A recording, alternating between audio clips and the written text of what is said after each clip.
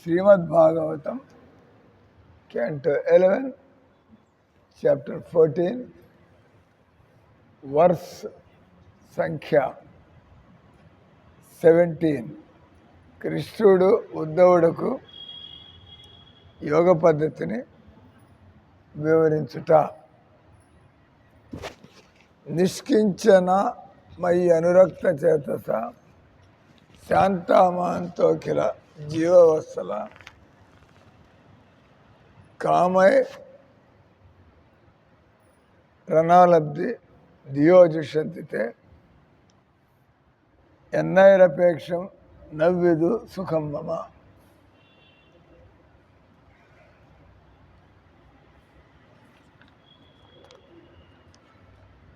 అనువాదం తాత్పర్యం శ్రీల ప్రభుపాదికి.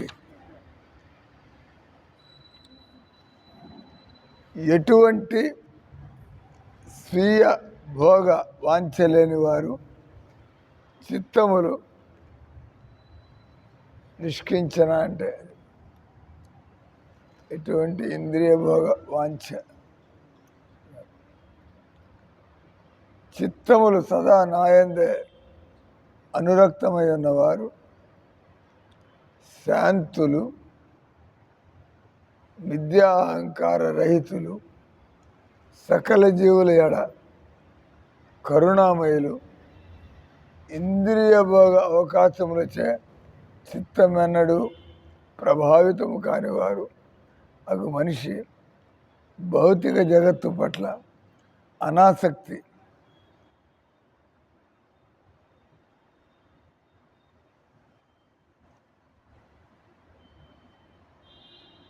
అగు మనిషి భౌతిక జగత్తు పట్ల అనాసక్తి,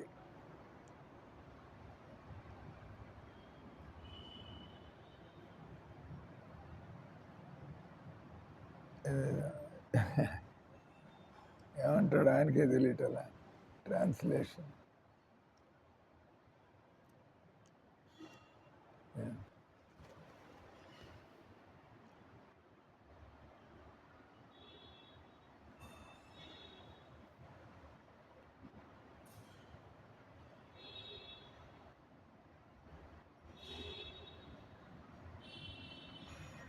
భౌతిక జగత్తు పట్ల ఆసక్తి ఉన్నవారికి భౌతిక జగత్తు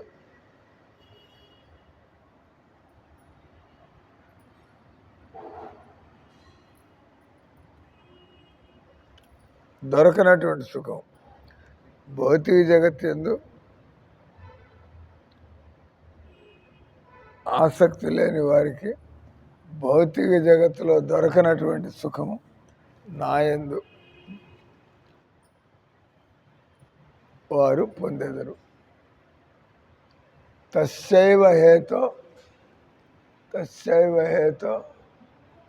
ప్రేతాత్మకో విదో నల్లభ్యతే యద్భ్రమతాం ఉపరియాద సల్లభ్యతే. భాగవతంలో ఇంకో చోట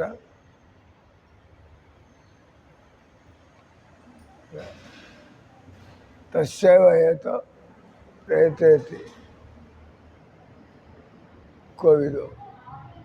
కోవిదు అంటే పండితులైనటువంటి వాళ్ళు దేనికోసం ప్రయత్నం చేస్తారు? ఈ మూడు లోకాల్లో దొరకనటువంటి, ఈ మూడు లోకాలు ఇక్కడే కాదు, ఇక్కడంటే అన్నిటికంటే థర్డ్ క్లాస్, దీనికంటే కూడా సెకండ్ క్లాస్, ఫస్ట్ క్లాస్. అంటే స్వర్గలోకాలు, పాతాళ లోకాలు, ఇది అన్నిటికంటే థర్డ్ క్లాస్. కొద్దిగా ఎవ్రీథింగ్ లిటిల్. ఇక్కడ దొరికేటువంటి సుఖాలన్నీ కూడా క్షుద్రమైనటువంటిది. దానికి మానవ శరీరమే అవసరం లేదు. క్షుద్ర సుఖాలంటే ఆ సుఖాలు నిద్ర సుఖము, తిండి సుఖము, లైంగిక సుఖం, ఇవి కూడా అన్నిటికీ దొరుకుతున్నాయి. కాబట్టి దాని అంటే క్షుద్ర సుఖం. తర్వాత క్షణిక సుఖం, ఇంత ప్రయత్నం చేసి అంత చేసి కింద మీద పడి ఏం సుఖం అంటే నెలంతా కష్టపడి పని చేస్తారు, డబ్బులు సంపాదిస్తారు. ఏందయ్యా అంటే 10 నిమిషాలు నాలుగు సుఖం. తిండి అంటే సంసారంలో భక్తి లేనటువంటి వాళ్ళు నిద్ర సుఖం, తిండి సుఖం, లేదా స్త్రీ సుఖం. ఎవరికైతే భక్తి లేదో ఇక్కడ ఉండేటువంటి అది కాకపోతే ఇది ఒకటి. ఇక్కడ తస్యైవ హేతు ప్రయతేత కోవిదో, దేనికోసం ప్రయత్నం చేస్తారు ఈ 3 లోకాలు. ఇక్కడ కూడా అదే చెప్పేది. ఎవరికైతే సంసారంలో ఆసక్తి ఉందో వాళ్ళు ఆధ్యాత్మిక ఆనందాన్ని పొందే దగ్గరకు రండి. మాత్రం వినపడుతుందా? మనకెందుకు అనుకుంటున్నారా? మనకెందుకు సార్ ఇవన్నీ?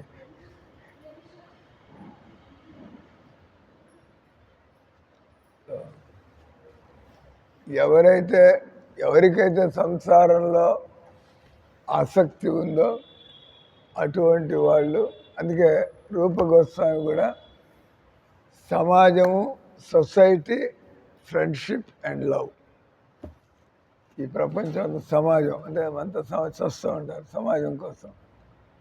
సమాజంలో నా గురించి ఏమనుకుంటారు, 24 గంటలు సమాజం ఏమనుకుంటుంది నా గురించి. శ్యామలం ఇల్లు వాకిలు వదిలేసిపోయింది, అది జనాలు అనుకుంటాను. దానికి నువ్వు అందుకని నాకు రావడం కష్టం సార్, నేను రాలేదు. సమాజంతో ఇరుక్కున్నారు కాబట్టి సమాజం అంతా కూడా ఏమి ఏమి ఏమి ఆయన్ని సమాజంతో పాటు పోవాలి మనం. What do want?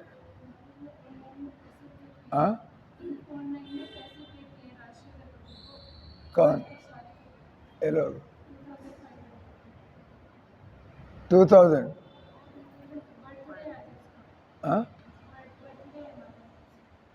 కూర్చోండి. బర్త్డే అయితే దానికంటే అందరూ భక్తులంతా మిమ్మల్ని మనసారా ఆశీర్వదిస్తూ హరే కృష్ణ మంత్రం అనాలి. అందరూ అండి అవుతారు. హరే కృష్ణ మంత్రం. కృష్ణ హరే కృష్ణ కృష్ణ కృష్ణ హరే హరే హరే రామ హరే రామ రామ రామ. మనం మాంసం తినే స్వభావంతో దేవుడి దగ్గరికి వెళ్ళి ఎంత ప్రార్థన చేసినా ఆయన వినడు. ఆయన చెప్పినట్టు వినకుండా, సార్ మీరు చెప్పినట్టు మాత్రం వినేది లేదు, మీ ఆశీర్వాదం కావాలా? Is it possible? Not possible. అంటే భగవంతుడి దగ్గర మీరు డైరెక్ట్గా వెళ్ళాలంటే ఆల్రెడీ మీరు ఆయన చెప్పిన నియమాలు పాటిస్తూ ఉండాలి.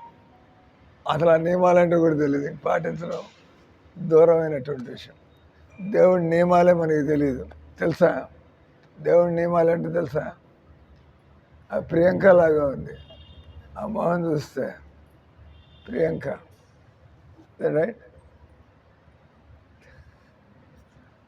మా మందిరంలో ఇంకో ఫ్రెండ్ ఉండేది ప్రియాంక అని, ఇప్పుడు కావాల్లో ఉంటుంది. మీ అమ్మాయి మొహం ఆ అమ్మాయి మొహం అలాగే ఉన్నాయి, ప్రియాంక అలాగే. సో మీకు చెప్పింది, మనం తిన్నగా దేవుడి దగ్గరికి వెళ్తే మీరు ఎంత ఏమన్నా చూసుకోండి, గడవడ పట్టించుకోండి ఆయన. ఎందుకంటే ఆయన నియమాలు పాటించకుండా మీరు ఏమడిగితే ఆయన వింటాడు. తర్వాత మీకు చెప్పా, ఆయన నియమాలు ఏందో కూడా మనకి తెలియదు, పాటించడం దూరమైన విషయం. కాబట్టి మనం ఏం చేయాలి? భక్తులు మనలాంటి అమాయకులనండి, మనలాంటి మూర్ఖులనండి, మనలాంటి దుర్మార్గులనండి. అమాయకులు, మూర్ఖులు, దుర్మార్గులు. మొత్తానికి ముగ్గురు కూడా అమాయకులకి తెలీదు, మూర్ఖులు వాళ్ళు కొంత తెలుసు కానీ వాళ్ళ ఇష్టాలు వదిలిపెట్టలేరు. అమాయకుడికి తెలీదు, మూర్ఖుడికి తెలుసు, అయినా కూడా అది పట్టించుకోడు, ఇదే చేస్తూ ఉంటాడు.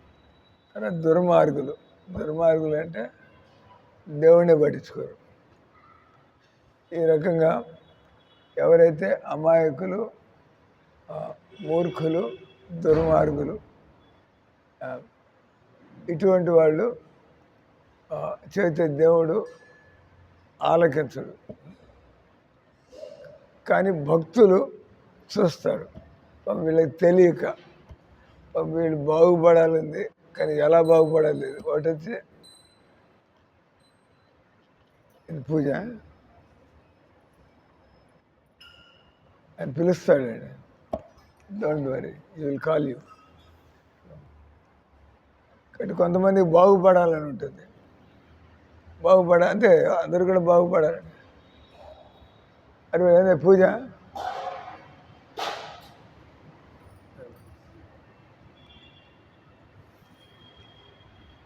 మీకు చదువుతుందండి.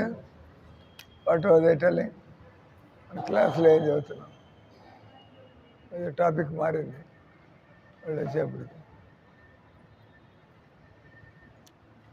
ఇక్కడ ఎవరికైతే సంసారంలో ఆసక్తి ఉందో వాళ్ళు అన్ఫిట్ క్యాండిడేట్స్. మనసులో అది పెట్టుకుని మీరు ఎంత భజన చేస్తూ కూడా లాభమైంది. మనసులో మన కోరికలు, బయటికి మాత్రం కీర్తనలు చేస్తూ ఉంటాం అని జపాలు చేస్తూ ఉంటాం. కానీ దేవుడు పట్టించుకోడు. వీళ్ళు నా కోసం నా దగ్గరికి రాలేదు, అటు నేను వీళ్ళకి ఆధ్యాత్మిక ఆనందం ఇచ్చే ప్రశ్నే లేదు. రెండోది మనం చెప్పింది,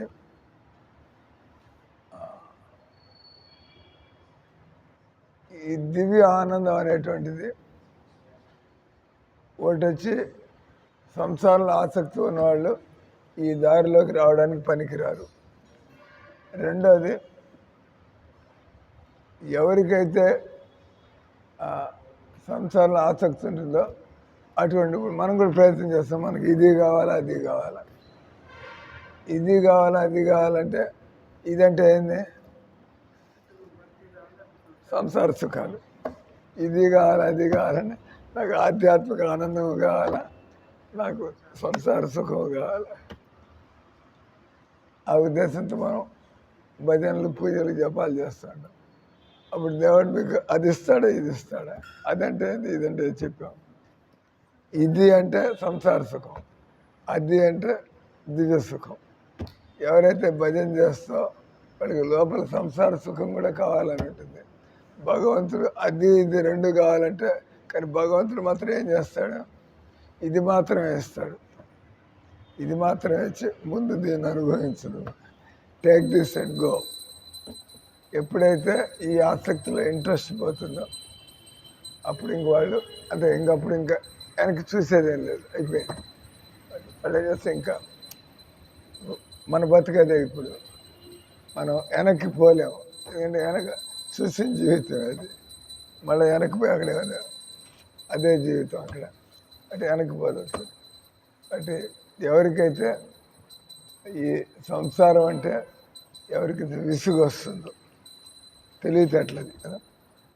సంసారంలో విసుగు రావడం అంటే ఎంతో జ్ఞానం ఉన్నవాడికి, ఎంతో బుద్ధి ఉన్నవాడికి, ఎంతో అనుభవం ఉన్నవాడికి ఈ సంసారం అంటే నాకు రోజు గుర్తొస్తూ ఉంటుంది. పొద్దున్నే ఇదే బతుకు, మళ్ళా లేవడం, స్నానం చేయడం, గుడ్లు కట్టుకోవడం, మళ్ళా తిండి తినడం, మళ్ళా పని చేస్తుండడం. మీకు కూడా విసుగొచ్చిందా లేదు? రోజు పోగానే మంగళారతి అవుతుంటే 5 అవుతుంటే మంచి చదువు బాగా కూరగాయలు తిరగాలి పోతా అంతే కదా. ఇటు రాగానే మీరు దాంతో బాగా రక్తిగా పాడుతూ ఉంటాం. మన పని కాదు ఇది. కింద మనం కూరగాయలు కట్ చేయాలి పోతాడా. అది ఒకరోజు కాదు, ఒకరోజు అంటే పర్వాలేదు, ఈరోజు డ్యూటీ వెళ్ళిపోతుంది, బతుకంతా ఇదే పని. కానీ మనకి విసుగు ఎందుకు రాదంటే అటు సంసారంలో ఆసక్తి ఉంది. ఆసక్తి అంటే అదే పని ఏం దొరకపోయినా కూడా వాళ్ళు చేస్తే ఆసక్తి. రెండోది, మీకు అదే పని మీకెందుకు విసురు అట్లా, అది దేవుడి పని కాబట్టి. మీరే మీకు తెలుసు, కీర్తన మధ్యలో వదిలేసిపోతుంటే మీరు అనుకుంటారు దీనికంటే అది ఇంపార్టెంట్ భగవంతుడికి. వీళ్ళకంటే నా సేవ ఇంపార్టెంట్. వీళ్ళంతా ఉత్తిగా డ్యాన్సులు చేస్తారు, హరే కృష్ణ అంటారు. అసలు పని మంది మనం పోయి వంట వండితే కానీ వీళ్ళు ఒక మెతుకు తినలేరు, వీళ్ళు ఒక ముద్ద తినలేరు. అంటే నా సేవ భగవంతుడికి ఇంపార్టెంట్. నా సేవ ఈ భజన చేస్తున్న వీళ్ళందరికీ ఇంపార్టెంట్. అంటే మీరు సంతోషం కిందకి పోతారు. అప్పుడు మీకు కూరగాయలు కట్టంగానే మీకు ఎంతో ఆనందం కలుగుతుంది. ఇక్కడ ఆనందమే కలగట్లే. నా గొంతు చూడు నా రాగం, ఇక్కడ నా గొంతు చూడు నా రాగం చూడని పాటలు దొరుకుతాయి. అక్కడికి సందర్భం చక్కగా ఎలా ప్రసాదాలండి భక్తులకి కడుపు నిండా భోజనం పెట్టాలి. కాబట్టి ఎవరికి ఆనందం కలుగుతుంది? భక్తులకి సేవ చేసే వాళ్ళకి ఆనందం కలుగుతుంది. ఎవరైతే భగవంతుడికి సేవ చేస్తున్నారు, ఒట్టి కీర్తనలు చేస్తే భగవంతుడికి ఏం లాభం? భగవంతుడి కాదు, నువ్వు కీర్తనలు చేస్తావు. ఎప్పుడైతే బాగుపడి నువ్వు ప్రేమతో అంటావో అప్పుడు భగవంతుడు వినడానికి తయారవుతాడు. ముందు బాగుపడాలా, ఆ తర్వాత ప్రేమ అనేది ప్రేమోదయం అవుతుంది. అప్పుడు మీరు పాడుతుంటే దేవుడు ఎవరు చైతన్య చరితామృతంలో కొంతమంది పాడుతూ ఉంటే చైతన్య మహాప్రభు అక్కడికి తప్పకుండా ఆయన వచ్చేస్తాడు అక్కడికి. ఎందుకంటే ఈ చాలామంది రకరకాలుగా ఈ రాఘవ పాణిహట్టిలో రాఘవదాస్ చెల్లెలి పేరు దమయంతి. వాళ్ళు వంటలు వండుతుంటే వాళ్ళ చేదస్సు ఏంది, మొత్తం కిచెన్ అంతా క్లీన్ చేసి, గిన్నెలన్నీ క్లీన్ చేసి, శుద్ధంగా స్నానం చేసి, మంచి ఉతికిన బట్టలు వేసుకుని భజనతో పూర్తిగా, అంటే ఎవరు వండుతున్నారో వాళ్ళకి తెలుసు అన్నట్టుగా అంత జాగ్రత్తగా. సో వాళ్ళు గంట కొట్టగానే ఆయన దేవుడు నాకు ఆకలిగా ఉన్నట్టుగా వచ్చి కూర్చుంటాడు అక్కడ. వాళ్ళు చూస్తూ ఉంటారు, దేవుడు కూర్చొని తింటున్నాడు అక్కడ. ఏంటంటే వండేవాళ్ళంత మనసు పెట్టాడు. అంతే దేవుడు అన్నాడు కదా భగవద్గీతలో, యమే భక్త ప్రేషితి, ప్రేమతో ఎవరైతే పెడతారో నేను తింటాను. ఏదో వండి అక్కడ పడేయడం డ్యూటీ లాగా భగవంతుడు భగవంతుని అది ఆకర్షించలేదు. అంటే ఇక్కడ మీరు పూజకి వెళ్ళిపోయారు, మధ్య మీకు నిజంగా తెలివితేటలుంటే ఒక 5 నిమిషాలు ఆగండి స్వామి మా గురించే మా విషయాలు చెబుతాడు వినాలా. కానీ మీరు తప్పించుకోవడానికి అన్నట్టు ఏం చెప్పా, మీరు పూజకి లేచేప్పుడు ఏం చెప్పా, అంతకుముందు 2 విషయాలు చెబుతున్నా. మీకు చెప్పింది, మనం మన ప్రార్థనలు దేవుడు వినడానికి సుముఖంగా లేడు. ఎందుకంటే మనకి దేవుడి నియమాలు మనకి తెలియవు, దేవుడి నియమాలు పాటించడం లేదు. ఆయనే అప్పులాడలాగా మనం ఇవ్వాల్సిందే అన్నట్టుగా ఆయన అడుగు కూర్చోలేదు. అంత ప్రేమతో జరుగుతుంది కదా. ఈ ప్రేమతో వచ్చారంటే దేవుడు ఆయన రెడీగా ఉంటాడు అడగడానికే, పీకడానికి, లాగడానికి, ఇది ఏంటి అది ఏంటి, ఏం కావాలని వచ్చారు ఇప్పుడు దేవుడి దగ్గరికి? వడ్డీ వాంట్ ఏం కావాలి దేవుడి దగ్గర నుంచి? ఆరోగ్యంగా ఉండాలి, ఇంకేం అక్కర్లే. ఇక్కడ ఉండండి, అయితే ఆరోగ్యంగా ఉంటారు. ఇక్కడ ఉండండి, ఆరోగ్యంగా ఉంటారు. ఇవన్నీ ఆరోగ్యం అలవాట్లు. జీవితం అంతా ఇక్కడ 3:30 నిద్ర లేవాలి, టీ కాఫీలు తాగకూడదు, ఉల్లిపాయలు తినకూడదు, మాంసాహారం తినకూడదు, బయట హోటల్లో, బయట డాబాల్లో, స్టేషన్లో తినకూడదు. అన్ని చెత్త హెల్తీగా కావాలంటే మీ జీవిత విధానం చూస్తే అనారోగ్యంగా కలిగే విధంగా బతుకుతున్నాను. కానీ మీరు కోరిక నాకు ఆరోగ్యం కావాలని అలవాట్లన్నీ అనారోగ్యం కలిగించే అలవాట్లయితే మీ పర్పస్ కాస్త డిఫీట్ అయిపోయింది. అంటే మీరు నిజంగానే ఒట్టి ఆరోగ్యం ఉండి ఏం చేస్తారు? అదే ఆరోగ్యంగా ఉన్నారు, అప్పుడేం చేయాలి? కూర్చొని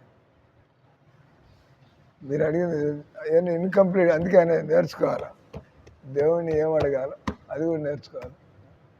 ఆయన నాకు దేవుడి నుంచి ఆరోగ్యంగా ఉండాలని, అలా ఆరోగ్యంగా ఉన్నారు.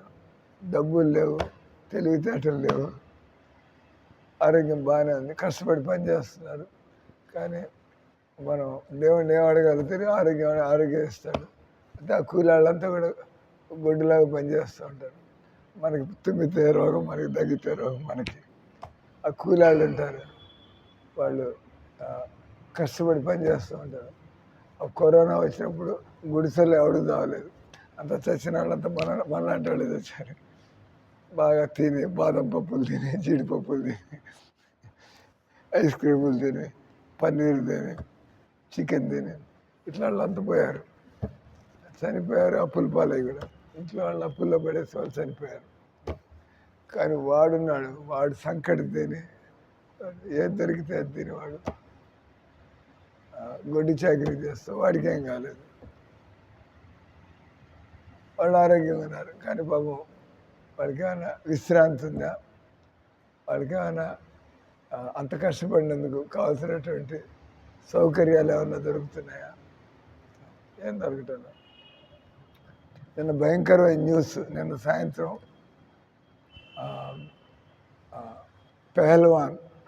పెహల్వాన్ గా అని చెప్పి కాశ్మీర్ లోయలో ఏమైంది అక్కడ?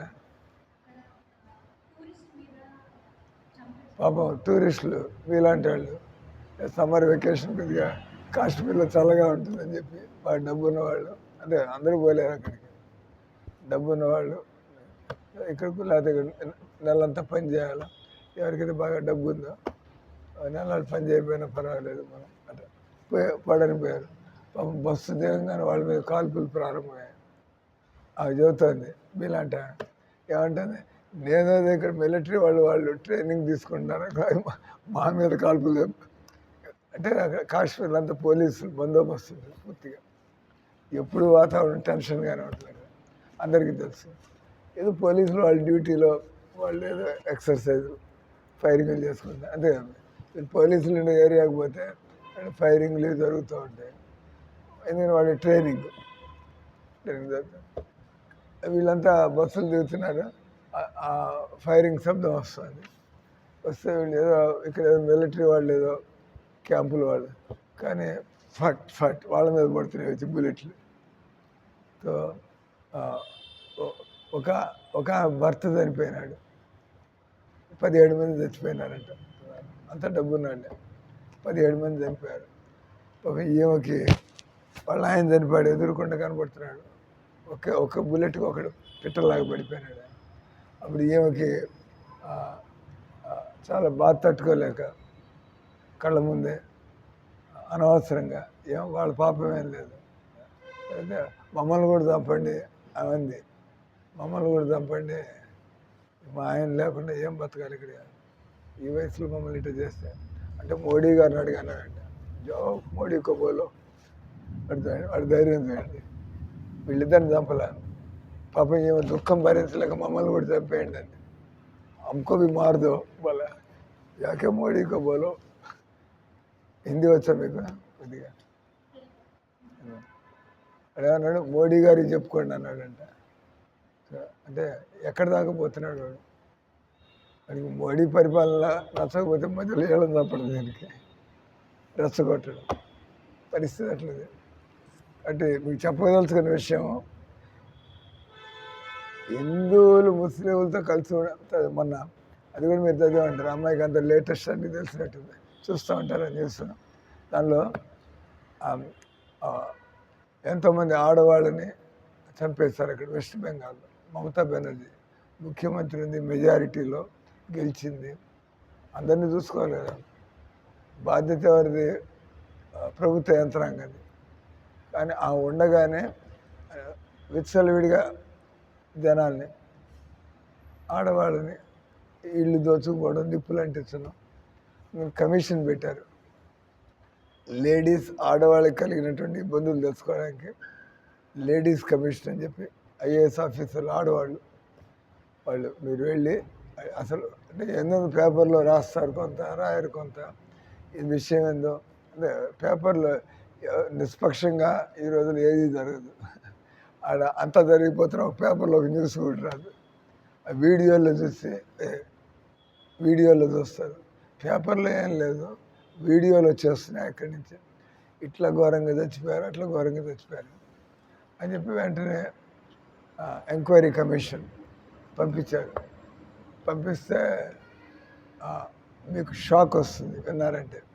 ఏముంటుంది ఆమె వీళ్ళంటారు, మా పక్కింటి వాళ్ళు ముస్లిం స్వామి, మేమంతా చిన్నప్పటి నుంచి గత 30 ఏళ్ళ నుంచి ఉంటున్నాం. అదేందో వాళ్ళే నన్ను చంపారు, వాళ్ళే మా ఇంటికి నిప్పు పెట్టించారు అంటే దాని అర్థం అది మీ చేతులు ఎట్లా వస్తాయి, మితంగా వాళ్ళు వీళ్ళు కలిసి ఉంటాం అని. అంటే ముస్లింలు బయటికి ఇవన్నీ చేస్తున్నాయి. ఏదో వాళ్ళ ఖురాన్లో రాసిందంట. అట్లా వాళ్ళ ఖురాన్లో ఏమని రాసిందంట, మన సంఖ్యాబలం లేనంత వరకు వాళ్ళతో కలిసిమెలిసి ఉన్నట్టుగా ఉండండి. మన సంఖ్య పెరిగినప్పుడు అంటే ఓట్ల కోసం చేస్తారు కదా ముస్లింలు, మేమంతా మూకమ్మడిగా మావి 5,000 ఓట్లు, మాకు ఈ విధంగా ఇచ్చినట్లయితే మేమంతా కలిసి వాళ్ళు వేస్తారు, కలిసి మూకమ్మడిగా వేస్తారు. మనం ఎప్పుడు మాట్లాడుకుని ఓటేయటంలే కదా. మీరు ఎప్పుడైనా వచ్చి అడిగారు ఏంది స్వామి ఎవరికి ఓటేయాలంటారు, అడిగారు ఎప్పుడే మమ్మల్ని? అడగలే, ఇష్టం ఆనంది. ఒక ఆమెకు మేము చెప్పి మందిరానికి వస్తుంటే చెప్పాం, మీరు బీజేపీకి వేయండి ఓటు మేము చెప్పాం. మాకు తెలివితేటలు ఉన్నాయి కాబట్టి భగవద్గీత చదువుతున్నాం, భజన చేస్తున్నాం, ప్రపంచాన్ని చూస్తున్నాం, చదువుకున్నాను కాబట్టి మాకు అర్థమైంది బీజేపీ లేకుండా గతి లేదు హిందువులకి. కానీ మన వంతు మనం చెప్పాలా. అదే మీరు లోపలికి వెళ్ళిన తర్వాత ఎవరికి కొట్టేస్తారు అది మీ ఇష్టం. చెప్పాలా మీరు ఆలోచిస్తారు స్వామి ఎందుకు చెప్పాడు.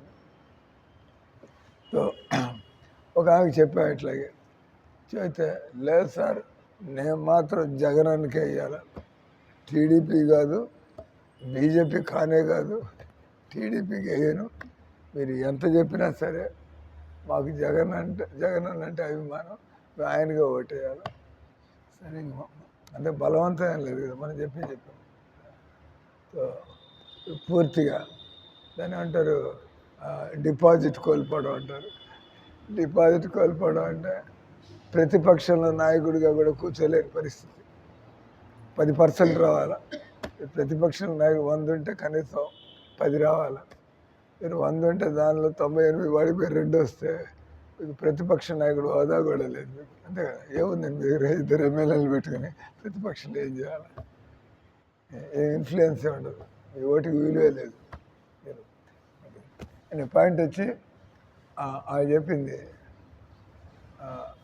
30 ఏళ్ళ నుంచి కలిసి ఉంటున్నాం, వాళ్ళు ఎట్లా చేస్తారంటే ఇంకా మేము ఎవరిని నమ్ముకోవాలి అంటే అంత చరిత్ర అంతా చూస్తూ ఉంటే భూతకాలంలో జరిగింది ఏంది, ఎంతమంది ఈ ముస్లింల పరిపాలన, బ్రిటిష్ వాళ్ళ పరిపాలన అంతా హిందువులు చంపడే. పార్టిషన్ జరిగింది. పార్టిషన్ దేని ఆధారంగా జరిగింది? ముస్లింలకి వాళ్ళ దేశం వాళ్ళకి, హిందువులకి మన దేశం. అంటే పాకిస్తాన్ డివైడ్ అయిన దానికి ముస్లింలందరికీ మాకు వేరుగా కావాలి. మరి అప్పుడు ఇక్కడ ఎందుకు ముస్లింలు ఉన్నారు? ఎందుకున్నారు ఇక్కడ అంటే అప్పుడు ఉండేటువంటి నాయకులు పైకి ఒక రకంగా, లోపలికి ఒక రకంగా. అంటే మన నాయకులు ముస్లింలు, వాళ్ళు ఏం చేశారు, ముందు ముక్క చేయండి, ముస్లింలకి ఇచ్చేయండి, వాళ్ళ ఈ ముక్కలో హిందువుల ముక్కలో కూడా మనం ఇక్కడే ఉందాం. అన్యాయం కదా అది. ఆ కొరివి అంటే లోపల నివురుగప్పి నిప్పు అంటారు. నివురుగప్పి నిప్పు అంటే ఇక్కడ ముస్లింలు ఉండిపోయారు, అక్కడ హిందువులందరినీ చంపేశారు, లేదా తరివేశారు, లేదా మతం మార్చారు. మీరు మా దేశంలో అంటే ముస్లింలు అయిపోయింది, లేదా చావడానికి సిద్ధంగా, లేదా పారిపోండి ఇక్కడి నుంచి. సో పారిపోయినారు. న్యాయం ఏదో ప్రభుత్వం ఏదో సహాయం చేస్తున్నారు. అంతే కదా. నేను పొద్దున్న వాకింగ్కి వెళ్తుంటే నాకు ఒక ప్రశ్న వచ్చింది. నేను ఒంటరిగా ఏదో నా జపం ఏదో నేను చేసుకుంటూ పోతూ ఉంటాను. వాడు ముస్లిం వచ్చి నన్ను కాల్చి పారేస్తాడు. మీరు అనుకుంటారు మన ఇంట్లో వాడు కాదులే అంటే మీకేం వస్తుంది, మేము పోతే మీకే అట్లా మీ ఇంట్లో ఎవరిని పోతే మేము ఆలోచిస్తాం. అంటే హిందువులు కాబట్టి అంటే సాధువు అంటే అందరి గురించి ఆలోచిస్తూ ఉంటారు. మీరు ఆలోచించరు. మీరు సాధువుని సరిపోయి మీరు అడగరు. పాపం సాధువు ఆయన అమాయకంగా ఆయన ఏదో ఆయన భక్తి చేసుకుని ఆయన బతుకుతున్నాడు. కనీసం మనకి మన కుటుంబాలు మన స్వార్థం, స్వామికి ఆయనకు స్వార్థం ఏం లేదు. ఆయన 10 మందికి 4 మంచి మాటలు చెప్పడానికి అయినా కూడా మీరు దాని గురించి అసలు ఆలోచించినాడు. వాడేవాడు చూస్తే మనకేం లేదు. మన వాళ్ళు ఎవరైనా చేస్తే అంత పోగవుతారు. మన బంధువులంతా పోగయి కలెక్టర్ ఆఫీస్ ముందు ధర్నా చేస్తే కొంత పలుకుబడి ఉంది కాబట్టి ఇక్కడ స్వామి వాడిని చనిపోతే మనకే అనిపించదు. కానీ ఒక చక్కగా బతుకున్న స్వామికి గతి లేకపోతే మీలాంటి దుర్మార్గులు, మీలాంటి స్వార్థపరులు మీకేం గతి పడుతుంది? ఒక స్వామి చక్కగా బతికేవాడికి ఈ దేశంలో సురక్ష లేకపోతే మీలాంటి స్వార్థంతో బతికి పాడు పనులు చేస్తే బతికేవాడికి అంత టైం వస్తుంది. మీకు కూడా తప్పించుకోలేదు. అంటే మనం కళ్ళు తెరిచి చూడలేదు. అటువంటి వాళ్ళని చంపితే అవకాశం వస్తే వీళ్ళు మనల్ని వదిలిపెడతారు. స్వామి దగ్గర దమ్మిడీ లేదు, ఆయన కాల్చి పారేశారు రోడ్డు పక్కన. మన దగ్గర ఇంత బంగారం ఉంది, మనం ఇన్ని పాడు పనులు చేస్తున్నాం. అంత చక్కగా బతికేవాడే చేస్తే మనలాంటి వాళ్ళకి ఎలాంటి దిక్కుమాలిన చావు వస్తుంది? అంత కరెక్టేనా కదా? కాబట్టి ఇవన్నీ కూడా మనం భగవద్గీత నుంచి భాగవతం నుంచి భగవంతుడు గాజులు తొడుక్కుని కూర్చో, చెవులో పూలు పెట్టి కూర్చో, ఎవడో వస్తుంటే మనదేం పోయేది లేదు. నెక్స్ట్ మన మీదకి వస్తుంది. అప్పుడు మనం తయారు కాకుండా ఉంటే అప్పుడేం చేస్తాం? అంటే మోడీ గారు నిన్న ఆయన ఈ ముస్లిం దేశాల్లోనే పర్యటనకు పోయినాడు, సౌదీ అరేబియా. అక్కడి నుంచి వెంటనే ఆయనకి న్యూస్ వచ్చింది ఇట్లా. ఆయన వెంటనే ట్రిప్ క్యాన్సిల్ చేసుకుని. కానీ నేను మీకు చెప్పింది, నేను వాకింగ్ పోతుంటే నాకు సడన్గా 3-4 ముస్లింలు నా మీద దాడి చేసి ఎవరు లేడులే ఇక్కడ, ఈ 4 కత్తిపోట్లు 4 పెట్టి తీసుకుపోతే వాడు చావాడు వస్తాడు, ఆ ఇన్వెస్టిగేషన్ అంతా. ఎవరు ఒక సామాన్యుడికి మీరంతా ఓట్లు వేసి పన్నులు కడుతూ మీరంతా ఒక రాజ్యాంగం ఉండి, రాజ్యాంగం ఏమని రాసింది? అందరినీ చూసుకోవాలి. డబ్బు ఉన్నాడు, డబ్బు లేకపోయినాడు, చదువున్నాడు, అందరినీ. అంటే ప్రభుత్వం యొక్క పని. పలుకుబడి ఉన్న వాళ్ళకి పోలీస్ సపోర్టు, ఎవరు పలుకుబడి లేనాడు చనిపోతే కుక్క చావంటారు. అయితే ఎవడు పాపం వాడి గురించి ఆలోచించేవాడు లేదు. అనే కదా, అనే కదా. మా గురించి అంటే దేవుడు ఆలోచిస్తాడు, మేము భయపడక్కర్లేదు. మా గురించి దేవుడు నమ్ముకుని బతుకుతాం, ఆయన ఎట్ట కావాలంటే అట్ట. సో పాయింట్ వచ్చి అనిపించింది, ఈ ప్రభుత్వాలు ఉన్నాయి, చట్టాలు ఉన్నాయి, పోలీస్ వ్యవస్థ ఉంది. ఏమైంది ఇక్కడ వచ్చి కూర్చున్నాను?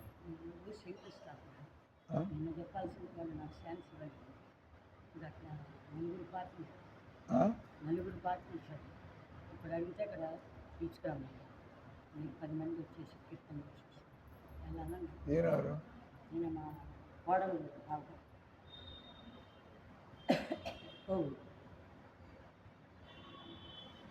ఒక 5 నిమిషాలు క్లాస్ అయిపోతుంది. మీరు బయలుదేరండి, మీరు బయలుదేరండి. మీతో పాటు వచ్చిందా? నేను వెళ్ళమంటాను. ఏంది ఎక్కడికో రాజశేఖర్ కలుసుకోండి పోయా. ఫోన్ చేస్తే లేనండి. అడిగితే 5 నిమిషాలు కూర్చోండి, సిట్ డౌన్. ఆయన కూడా మీతో వచ్చాడా? అరే వాట్ వాజ్ ఐ సెయింగ్? ఏం చదువుతున్నా మీకు? నేను ఏం చదువుతా ఈ మధ్యలో మళ్ళీ ఈ భాగవతం వచ్చింది ఇక్కడ టాపిక్. మనం ప్రభుత్వం ఉన్నాయి, ప్రభుత్వం ఉంది, చట్టాలు ఉంది, న్యాయస్థానాలు ఉన్నాయి, పోలీసులు ఉన్నారు. కానీ ఎలాంటి జోక్యం లేకుండా మామూలు వ్యక్తిని, ఇప్పుడు జరిగినది అక్కడ పైల్వాన్ గాంలో జరిగినదే, ఆ ప్రదేశంలో వాళ్ళది యాత్రకు వచ్చారు, వాళ్ళు చూసుకుని ఖర్చు పెట్టుకుని చూసుకుని మధ్య వాళ్ళ మీద వాడికి ఏమన్నా ఉంటే ప్రభుత్వం మీద వేసుకోండి. మధ్యలో అమాయకులు బాబు వాడు కర్ణాటక నుంచి వచ్చాడు, వాడు తమిళనాడు నుంచి వీళ్ళంతా పోయారంట. వాళ్ళకేం తెలిసి అని అంటే 3 రోజులు బాగానే తిరిగాం. 3 రోజులు బాగానే తిరిగాం, 4వ రోజు ఇటు జరిగిపోయింది. సో పాయింట్ వచ్చి ఇక్కడ చెప్పుకునేది,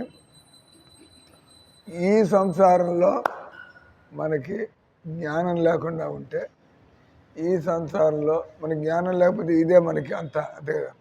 మీకు దేవుడు తెలియకపోతే మీ ఆయన, మీ కూతురు, మీ ఆస్తులు, అంతకంటే మీకు ఎన్ని కాపాడుకోవాలి. అదే పొద్దున్న లేచినప్పటి నుంచి మన పిల్లకాయలు ఎట్లున్నారు, మన ఆయన ఎట్లున్నాడు, మన బిజినెస్ ఎట్లా జరుగుతుంది, అదే మీకు అంతకంటే ఏముంటాయి ఆలోచన. దేవుడు తెలియకపోతే బతుకంతా ఇదే ఆలోచన. కానీ ఎప్పటికప్పుడు ఎసరు పెట్టారన్నట్టుగా ఏదో సమస్యలు వచ్చి పడుతూ ఉంటాయి. అంటే ఇక్కడ ఈరోజు శ్లోకంలో చెబుతుంది, ఎవరైతే సంసారపు ఆసక్తిలో ఉంటారో అటువంటి వాళ్ళు ఈ మార్గంలోకి రాలేరు. ఇట్లా మీలాంటి వాళ్ళు కొద్దిగా అప్పుడప్పుడు వచ్చిపోయినా కూడా వాళ్ళు మనసులో అటువంటి ఆలోచనలు ఉండడం వల్ల వాళ్ళకి దీనిలో ఉండే సుఖం అనేది ఏంది అనేది వాళ్ళకి తెలియదు. మేము వెతికే సుఖమే, మీరు వెతికే సుఖమే, అంటే అందరూ సుఖమే కదా వెతికేది. మీరు కష్టాల కోసం ఎత్తుకుంటున్నారా ఏంది? సుఖమే కదా. కష్టాలు ఎలా ఆపు చేయాలా, ఎలా సుఖంగా బతకాలా, ఎవరైనా మీరు కానీ మేము కానీ, మీరు మీకుండేటువంటి అమాయకత్వంతోనో అజ్ఞానంతో మీకు తోచిన పద్ధతులు మీరు ఏదో తంటాలు పడుతున్నారు. కాబట్టి మీకు ఈ సుఖం ఎలా తెలుస్తుంది అంటే, మనుషులు ఈ జ్ఞానాన్ని తెలుసుకోవాలా, తెలుసుకుని మనస్సును తోడ కొద్దిగా దేవుడి వైపు తిప్పుకోవాలా. అప్పుడు దేవుడు కూడా గమనిస్తున్నాడు, వీళ్ళ విషయం తెలుసుకున్నారు. అంటే ఈ సంసారంలో మనం ప్రశాంతంగా బతకడం అనేటువంటిది వీలయ్యే పని కాదు. ఏ క్షణంలో ఏ రోజు ఏం పరిస్థితి పుట్టుకొస్తుందో మనం చెప్పలేము. ఇక్కడ వాళ్ళంతా అన్నారు ఆఖరిలో, వెస్ట్ బెంగాల్లో జరుగుతున్నది దాని ట్రైలర్ అంటారు తెలుసా. మీరు ఎప్పుడైనా సినిమాలు చూసే వాళ్ళకి ట్రైలర్ అంటే దేశం అంతా చేయాలి ఈ పని. ఒకసారి మనం ఒక వెస్ట్ బెంగాల్ కొద్దిగా చేద్దాం, తమాషా ఎట్లా ఉంటుంది. ఆ తర్వాత మిగతా స్టేట్స్ అన్నిట్లో మనకి ఏమీ తెలీదు. ఎంతవరకు మన డబ్బులు, మన వ్యాపారాలు, మన కుటుంబాలు అక్కడ వెనకాల జరుగుతున్నటువంటి షడ్యంత్రాలు, కుట్రలు, ఇది మీకు అట్లాంటి ఆలోచన లేదు. ముస్లింలు మనం ఇట్లా చేయాలి, అట్లా చేయాలి, వాళ్ళు కూడా ఇట్లాగే వాళ్ళ బతుకు వాళ్ళు అనుకుంటున్నారు మీరు. కానీ అట్లా జరగటం లేదు. వాళ్ళంతా బంగ్లాదేశ్ నుంచి, పాకిస్తాన్ నుంచి, చైనా నుంచి కావాల్సిన డబ్బు సప్లై అవుతుంది. వాళ్ళు కేవలం ప్లాన్లు వేసుకోవాలి, ఈ హిందువులంతా ఎలా చంపేయాలా, ఎలా ఈ దేశాన్ని ముక్కలు చేయాలా, మనం ఏ విధంగా మనం ఆక్రమించాలి. అక్కడ మతం లేదు, పాడు లేదు. మతం అన్నవాడు ఎవరైనా ఇంకోండి మాటతో కూడా ఇబ్బంది పెట్టడం. మీరు నిజంగా భక్తురాలు అయితే మీరు మాట్లాడి ఇంకోళ్ళ మనసుని కష్టపడడం కూడా మీకు నచ్చదు. అంతేగా మీరు భక్తురాలు అయితే మన నోటితో వాళ్ళని ఎందుకు ఇబ్బంది పెట్టాలి, ఏదో విన్నట్టుగా వెళ్ళిపోయాం. కావాలంటే గొడవ పెట్టుకోవచ్చు. మీరు భక్తురాలు అయితే వాడి కర్మ వాడు అనుభవిస్తాడు, పోతూ ఉంటాయి. తెలుసుకో, మనం ఎందుకు మన నోటితో మనం పరుషంగా మాట్లాడాలి. కాబట్టి మీరు చేయాల్సిందే రోజు కొద్దిగా ఇట్లాంటి పుస్తకాలు చదువుతూ ఉండాలి. ఏందో సంవత్సరంలో ఒకసారి అని మేము చెప్పేవాళ్ళం కాబట్టి మీకు అర్థమయ్యేది చదువుతున్నాం. మిగతా చోట్ల పోతే వాళ్ళు ఏదో పాఠంలాగా అంటూ ఉంటారు, మనకి తలకెక్కటలు లేచిపోతూ ఉంటారు. మేమంటే నేర్చుకున్నాం కాబట్టి ఎవరికి ఎట్లా చెప్పాలో మాకు తెలుసు. మీరు ఇప్పుడు పోయేప్పుడు ఈ అమ్మాయి ఏం చదువుకుంది, ఏం చదువుకున్నా? బీటెక్. అంటే ఆమెకి ఇంట్లో ఉంటారు కాబట్టి మీరు ప్రారంభకులకు కృష్ణ చైతన్యం, సనాతన ధర్మం మనం మనిషి సంఖ్య ఎదగాలంటే, అసలు దేవుడితో సంబంధాన్ని పొందాలంటే ఒక పద్ధతి ఉంది. సనాతన ధర్మం తెలుసుకోండి.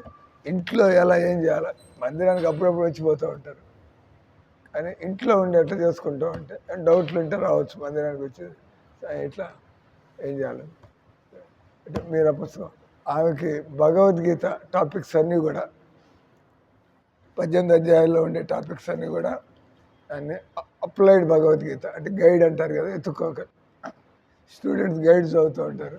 ప్రశ్న డైరెక్ట్గా జవాబు, అంత తలకెక్కించుకోకల అట్లా.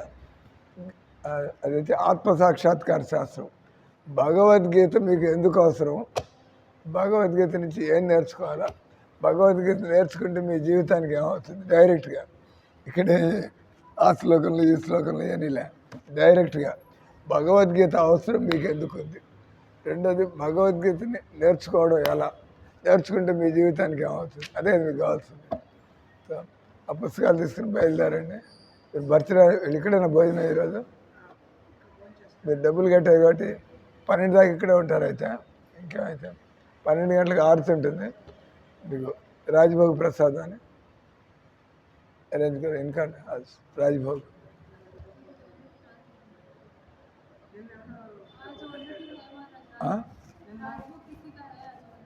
इनका ही है। नहीं